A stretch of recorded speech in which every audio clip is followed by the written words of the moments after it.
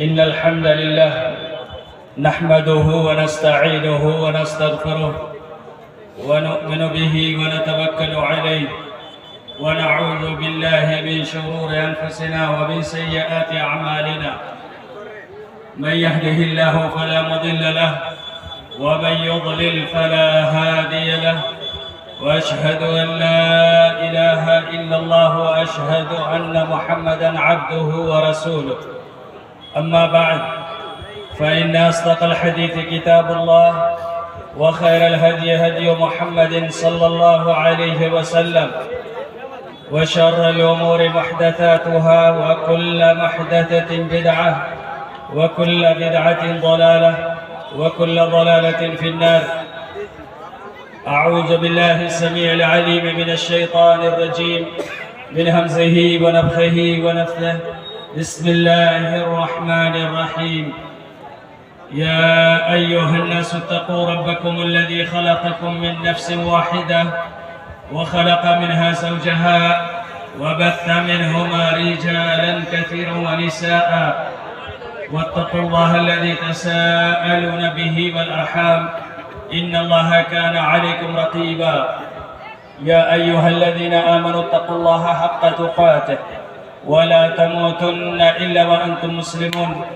يا أيها الذين آمنوا اتقوا الله وقولوا قولا سديدا يصلح لكم أعمالكم ويغفر لكم ذنوبكم، ومن يطع الله ورسوله فقد فاز فوزا عظيما. قال تعالى في القرآن المجيد: أعوذ بالله السميع العليم من الشيطان الرجيم. ووصينا الإنسان بوالديه إحسانا، حملته أمه كرها ووضعته كرها، وحمله وفصاله 30 شهرا،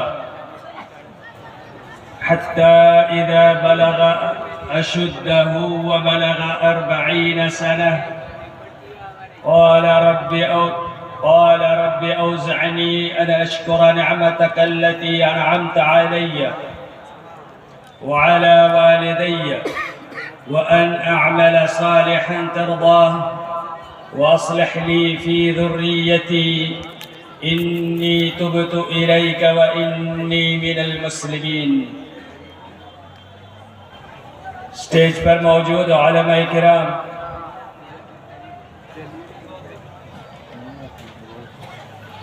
اور میرے سامنے تشریف فرما حاضرین کرام اور پردہ نشین مائیں اور بہنیں،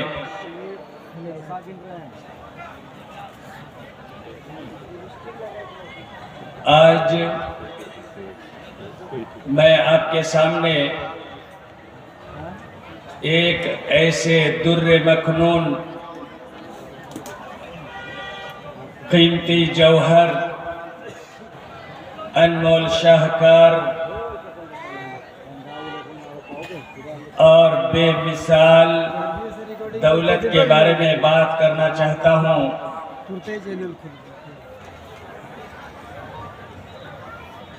یہ باتیں انشاءاللہ ہمارے معاشرے پر ایک مثبت اثر ڈال سکتی ہیں اگر ہم نے دل سے سنا۔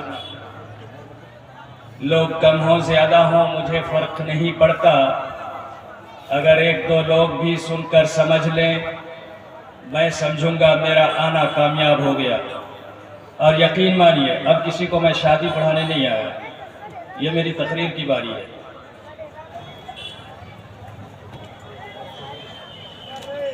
اللہ تبارک و تعالیٰ نے ایک ایسی ذات کے بارے میں ارشاد فرمایا جو دولت ہے، انمول ہے، جس کی کوئی قیمت نہیں، اور دنیا میں وہ دولت ہر انسان کو ملتی ہے۔ ایسی دولت جس کا احساس انسان کو وقت رہتے کم ہوتا ہے، وہ شاہکار جس کے وجود سے دنیا میں رنگ ہے، وہ قیمتی گوہر جس کے ہونے سے دنیا میں مزہ ہے، دنیا کے اندر مودت و حنان ہے، محبت و الفت ہے، دنیا کے اندر انسانوں کی زندگی میں مٹھاس ہے، حلاوت ہے، وہ شاہکار جسے ہم اپنے لفظ میں کہتے ہیں ماں۔ ماں ایک ایسا رس بھرا لفظ، ایسی مٹھاس والا لفظ، ایسا کلمہ جو ہر دل کے اندر ایک درد، ایک محبت، ایک الفت ملا ہوا ایک چہرہ سامنے لا دیتا ہے۔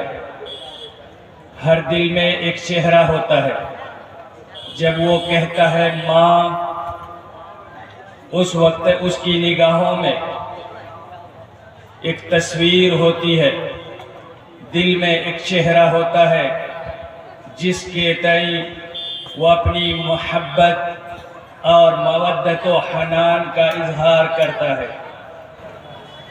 وہ دیوی جسے ماں کہا جاتا ہے سرچشمہ محبت ہے، سرچشمہ حنان ہے۔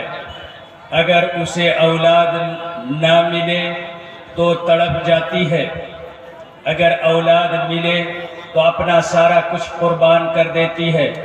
یہ ایک ایسی ذات جو اگر اولاد نہ ملے تو دنیا کے ہر وہ کام کرنے کے لیے تیار ہو جاتی ہے جس سے شریعت نے روکا ہے۔ کبھی کسی گونی کے پاس، کبھی کسی اوجھا اور کبیراج کے پاس، کبھی کسی ڈاکٹر کے یہاں، کبھی کسی جھاڑ پھونک کرنے والے کے پاس وہ پہنچ جاتی ہے اور اپنے لیے اولاد کی تمنا کرتی ہے۔ کبھی کسی درگاہ کا خاک چھانتی ہے، کبھی کسی قبر کا طواف کرتی ہے، نہ جانے وہ کیا کیا کر لیتی ہے تاکہ اسے ایک ایسا سپود ملے جو اسے ایک بار کہے ماں۔ ماں، تیری محبت کو سلام، تیری عظمت کو سلام۔ ماں ایک ایسا کلمہ، ایک ایسا نام، ایک ایسا انمول ہیرا جس کی پہچان دنیا میں کم ہوئی، اس کی پہچان لوگوں میں کم ہوئی، خاص طور سے اولاد میں کم ہوئی۔ لوگوں نے اسے اس طرح نہیں پہچانا جتنا اس کا حق تھا، اور یہی وجہ ہے کہ آج کی دنیا میں سب سے زیادہ جو دکھی ہے، ستائی ہوئی ہے، مظلوم ہے، دنیا کے اندر باحیات ہے، وہ ہے ماں۔ ماں، تیری عظمت کو سلام، تیری محبت کو سلام، تیری مودت و حنان کو سلام۔ ماں بننے کے لیے اس نے جو کچھ کیا، وہ سارا کچھ جس نے اس کے دل کو کاٹ کے رکھ دیا۔ جب اولاد نہ ہوئی تو وہ تڑپ گئی اور تڑپ کر رب سے مانگا۔ ایک ماں تھی حضرت سارہ، جو ابراہیم علیہ السلام کی زوجہ تھی۔ تڑپ کر اللہ سے مانگا کہ اے اللہ، مجھے کوئی ایسی اولاد تو دے دے جو مجھے کہے ماں۔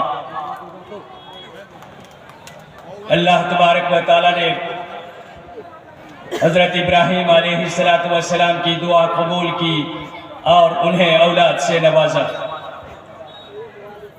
جب اولاد نہ ہوئی، کئی نبیوں رسولوں نے بھی اولاد مانگی، کئی ماؤں نے جھولیاں پھیلائی، دامن پھیلائے اور اللہ تبارک و تعالیٰ سے اولاد مانگی۔ لیکن جب اولاد ملی اور وہ بگڑی ہوئی اولاد رہی تو پھر ایک بار ماں کا جگر کٹ کے رہ گیا۔ ماں حوا علیہ السلام نے جب دیکھا ان کے دو بیٹے حابیل اور قابیل آپس میں لڑ پڑے، ایک نے دوسرے کو قتل کر دیا اور وہ جہنم کا حقدار ہوا۔ ماں اس درد کو جھیل رہی تھی، جو اپنے ایک بیٹے کو جہنم میں جاتے ہوئے دیکھ رہی تھی تو دوسری آنکھ سے دوسرے بیٹے کو مقتول حالت میں پڑا ہوا دیکھ رہی تھی، درد و عالم سے گزر رہی تھی، دکھ تھا، تکلیف تھی۔ وہ بھی ایک ماں تھی جو اولاد کے لیے دل میں تکلیف اور درد و علم لیے بیٹھی تھی، اور وہ ان کے بگڑنے کی وجہ سے۔ ایک ماں تھی حضرت حاجر علیہ السلام، ابراہیم علیہ السلام کی جب اولاد ہوئی حضرت حاجر کو اور ان کے بیٹے اسماعیل کو اللہ تبارک و تعالیٰ نے کسی بنجر علاقے میں لے جا کر چھوڑنے کے لیے کہا۔ حضرت ابراہیم علیہ السلام فلسطین سے نکلے اور لے کر چلے ایک ایسی وادی میں، ایک ایسے بنجر علاقے میں جہاں نہ کوئی گاؤں، نہ کوئی آبادی، نہ کوئی انسان، نہ درخت شجر و حجر، نہ ندی نالے، نہ کوئی چرند پرند، کچھ بھی نہیں تھے، بالکل وادی غیر ذی زرع۔ مکے کے پاس لا کر انہوں نے اپنی اولاد کو چھوڑ دیا اور واپس جانے لگے۔ حاجر نے دیکھا میرا شوہر جا رہا ہے، یہاں کوئی آبادی نہیں، دکان نہیں کہ میں کچھ خرید کے اسے کھلاؤں، نونہال ہے، چھوٹا بچہ ہے، میں اسے کھلاؤں گی کیا، پلاؤں گی کیا؟ یہاں کوئی چیز نہیں ہے کھانے کے لیے، درخت پیڑ پودے نہیں، کوئی پھل پھول نہیں، کوئی چیز کھلانے کے لائق یہاں نہیں جسے میں توڑ کر اپنے بچے کو کھلاؤں۔ اب میں کیا کروں اس بچے کے ساتھ؟ اس وقت اس ماں کے دل میں یہ تکلیف ہوئی کہ اب اس بچے کے ساتھ کیا ہوگا۔ حاجر نے اپنے شوہر حضرت ابراہیم علیہ السلام سے پوچھا، اللہ امرک بہذا، اللہ امرک بہذا، اے ابراہیم آپ نے ہماری ذمہ داری کیسی ادا کی؟ اب جب میں ماں بن چکی ہوں، میرے پاس اولاد ہے، ماں بیٹے کو خیال رکھنے کے لیے ہمیں آپ کی ضرورت ہے، ایسے وقت میں آپ ہمیں چھوڑ کر جا رہے ہیں، اور چھوڑ بھی ایسی جگہ رہے ہیں جو نہ شہر ہے نہ گاؤں ہے، جہاں نہ انسان ہے نہ چرند پرند ہے، نہ جہاں پانی ہے نہ آب و دانہ ہے، یہاں ہم کیسے رہیں گے؟ کیا اسی کا حکم اللہ نے آپ کو دیا ہے؟ اللہ امرک بہذا، کیا اللہ کا یہ حکم ہے؟ اللہ نے آپ سے ایسا کہا ہے کرنے کے لیے؟ حضرت ابراہیم علیہ السلام نے کہا جی ہاں، یہ اللہ کا حکم ہے، میں یہاں چھوڑ کے جاؤں۔ چند قدم آگے بڑھے اور ابراہیم علیہ السلام کی آنکھوں سے آنسو جاری تھے۔ نونہال بیٹا جسے انہوں نے 80 سال کی عمر میں پایا تھا، اور وہ بیوی جس کی وجہ سے باپ کہلانے کے حقدار ہوئے تھے، اس بیوی کو، اس بیٹے کو ایک وادی غیر ذی زرع میں چھوڑ کر جا رہے تھے۔ آنکھیں نگاہیں آسمان کی طرف اٹھ گئی، ہاتھوں کو پھیلایا اور اللہ تبارک و تعالیٰ سے دعا کی، رب انی اسکنت من ذریتی بواد غیر ذی زرع، اے اللہ تیرے حکم کی وجہ سے میں اپنے بیوی بچوں کو ایک غیر ذی زرع وادی میں چھوڑ کر جا رہا ہوں، جہاں ان کے کھانے پینے کے لیے کچھ بھی نہیں ہے، تیرا حکم ہے اور تیرے بھروسے پر چھوڑ کر جا رہا ہوں، تو ہی ان کی حفاظت کرنے والا ہے۔ حاجر نے کہا کہ ابراہیم اگر یہ اللہ کا حکم ہے تو آپ بے شک جائیے، اللہ تعالی ہمیں ضائع نہیں کرے گا۔ ابراہیم علیہ السلام وہاں سے چلے جاتے ہیں، لیکن سوچئے حاجر کے دل پر کیا گزر رہا ہوگا اپنے بیٹے کے بارے میں۔ ایک چھوٹا سا بچہ جس کے لیے نہ کھانے پینے کے لیے کچھ ہے، نہ اس کے رہنے بسنے کے لیے کپڑے وغیرہ کا انتظام ہے، لیکن جب اللہ کا حکم ہے انہوں نے اللہ پر بھروسہ کیا اور کہا کہ اللہ ہمیں ضائع نہیں کرے گا۔ جب ابراہیم وہاں سے چلے گئے، بیٹے کو پیاس لگی، ماں کو پیاس لگی، پانی ختم ہو چکا تھا، کھانے کے لیے کچھ بھی نہ تھا، بچہ پیاس سے بلبلانے لگا، ماں کو بھی پیاس لگی۔ ایسے وقت میں وہ کھڑی ہوئی، بچے کو نیچے لٹا دیا، کھڑی ہو کر دیکھنے لگی کہ کہیں پانی نظر آ جائے۔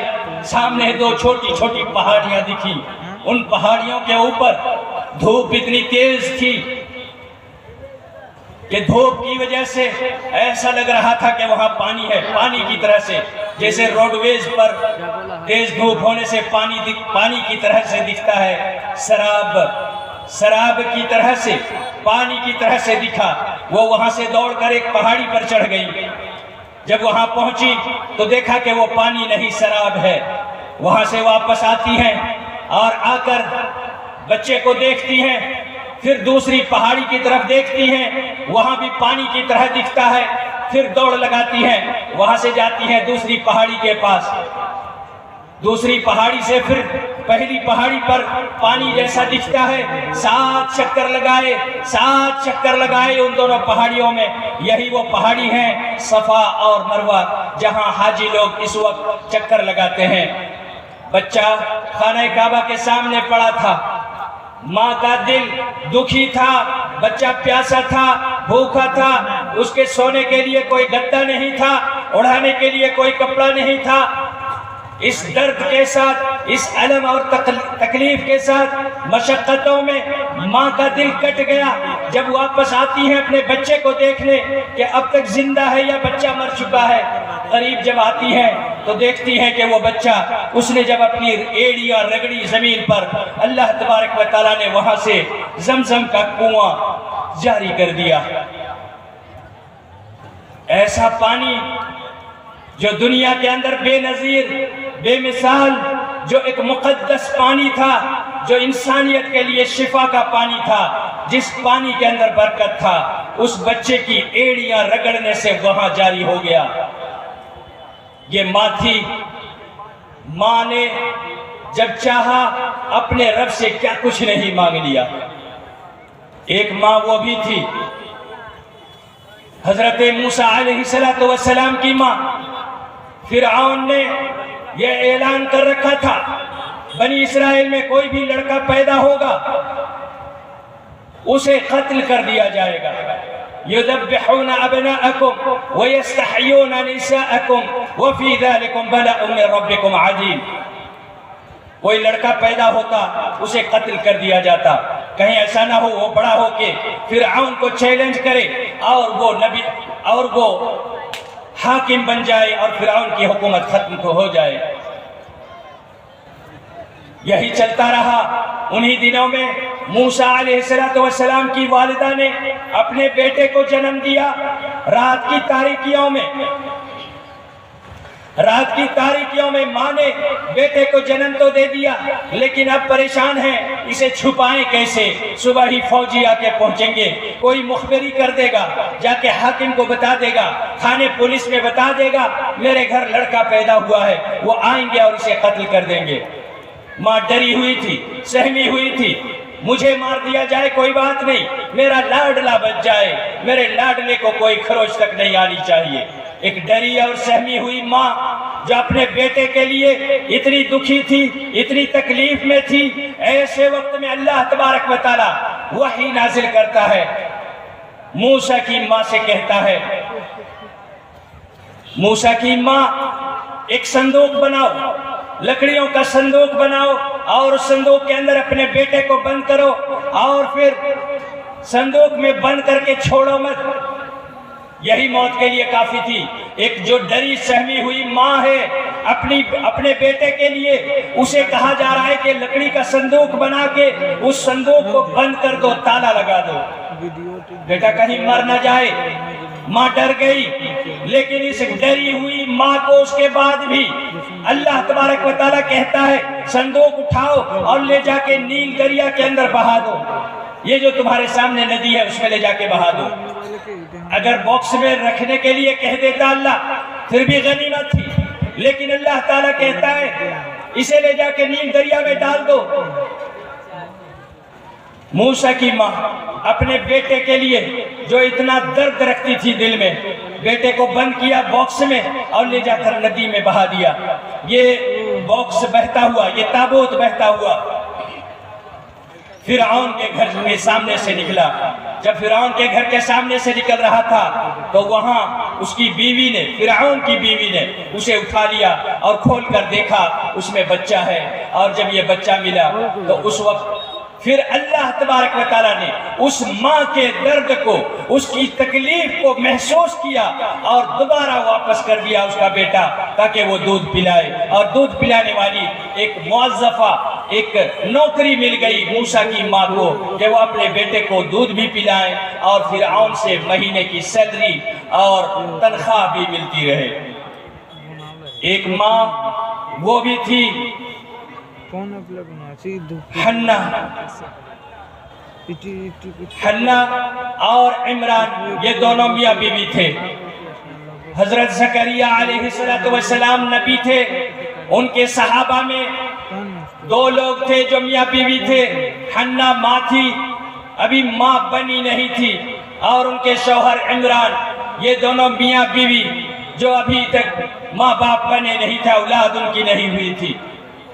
دل میں تکلیف تھی، امنگ تھی، ایک تڑپ تھی کہ کوئی ہو ہمارے ہاتھوں میں کھیلنے والا، ہمارے گلی کوچے میں، ہمارے آنگن میں ہنسنے بولنے والا، چیخنے رونے چلانے والا، جن سے ہمارے گھر میں خوشیاں بکھیرے اور ہمارے دلوں میں سعادت ہو، خوشیاں ہو، یہ تمنا تھی۔ لیکن اب تک وہ ماں بنی نہیں تھی۔ دونوں نے دعا کی اللہ تعالیٰ سے، اللہ سے دعا کی کہ اے اللہ ہمارے گود کو بھر دے، ہمیں کوئی اولاد نصیب فرما جسے ہم گود میں کھلا سکے، جو ہمیں ماں باپ کہہ سکے۔ حنا جو کہ عورت تھی اور ان کا شوہر عمران، حنا نے کہا اے اللہ اگر تو اولاد دے گا تو میں تیری ہمیشہ فرما بردار رہوں گی اور تیرے حکم سے حکم عدولی نہیں کروں گی۔ بار بار دعائیں کی حنا نے، اور جب انہیں اللہ تبارک و تعالیٰ نے خوشخبری سنائی، ماں بننے کا گڈ نیوز انہیں ملا،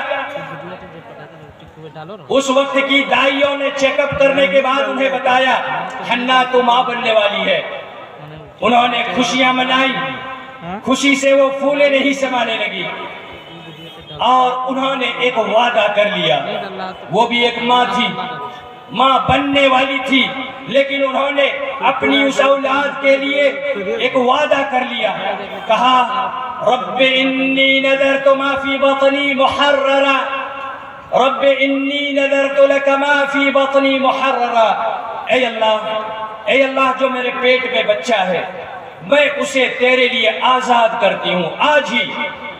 جب یہ پیدا ہو جائے گا تو میں اپنے گھر نہیں لاؤں گی، اسے مسجد اقصی فلسطین میں مسجد میں رکھ دوں گی۔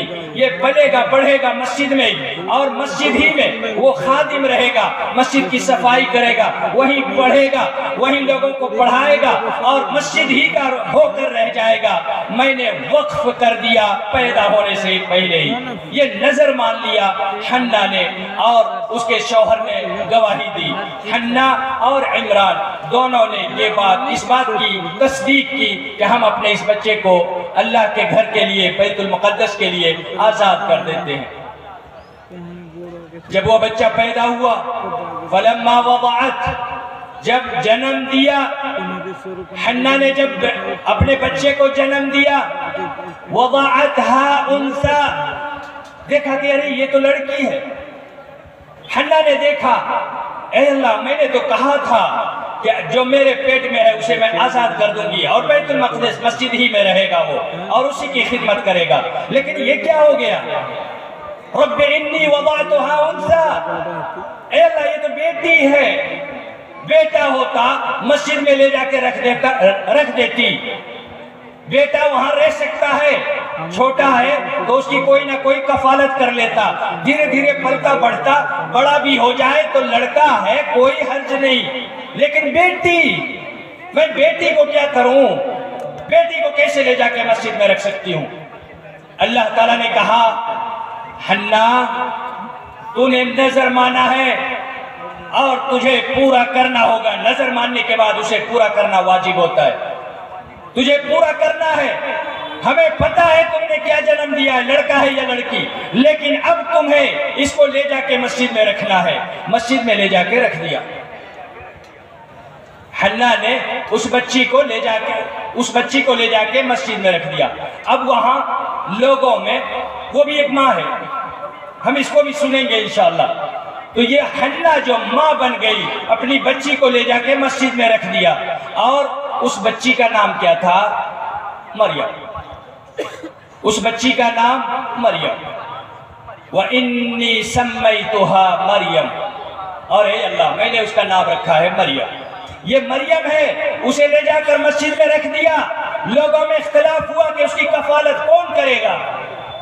نبی تھے زکریا علیہ السلام، ان کی کفالت میں چلی جاتی ہے مریم، اور انہی کے گھر سے کھانا پینا جائیگیر۔ پہلے زمانے میں جیسے مدرسوں میں بچوں کی جائیگیر ہوا کرتی تھی، کھانا پینا آئے گا زکریا کے گھر سے، کپڑے لتے آئیں گے زکریا نبی علیہ السلام کے گھر سے، ساری چیزیں آئیں گی کہاں سے؟ زکریا نبی علیہ السلام کے گھر سے، کیونکہ انہوں نے ہی کفالت کی مریم کی۔ اب ہوا یہ، کچھ دنوں بعد لڑکی جب تھوڑی سی بڑی ہو گئی، بات کرنے لگی، تو اللہ